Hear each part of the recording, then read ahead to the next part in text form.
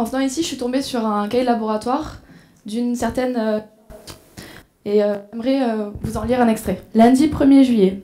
Réunion d'avancement de postdoc, étude des transformations de phase au sein de pièces en alliage de titane réalisées par fabrication additive pour l'industrie aéronautique et spatiale.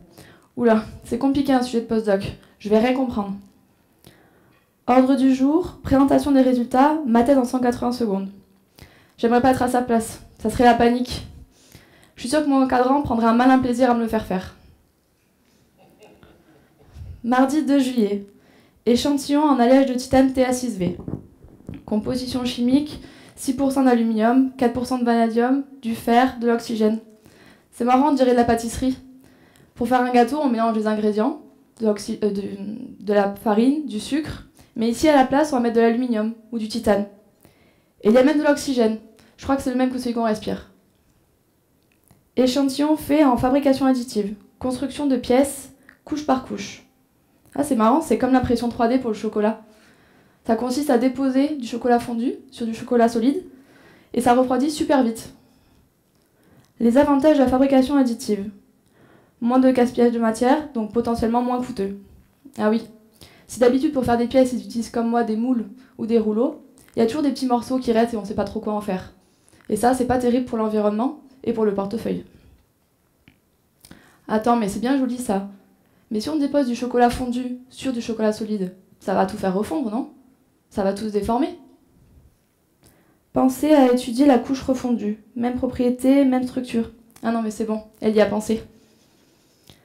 Mercredi 3 juillet.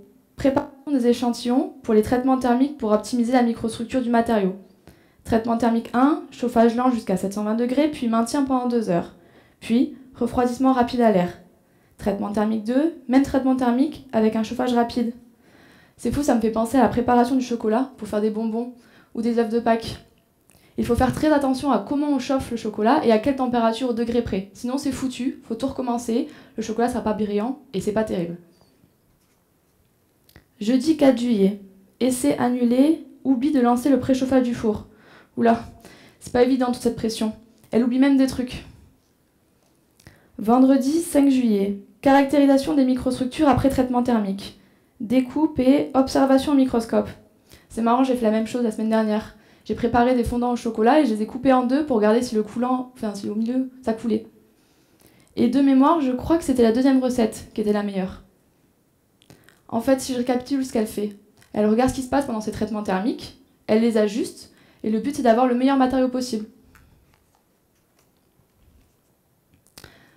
Ça me fait penser à moi, la semaine dernière, j'ai testé plusieurs recettes de charlotte aux fraises. D'ailleurs, je crois que j'en ai une à mes collègues.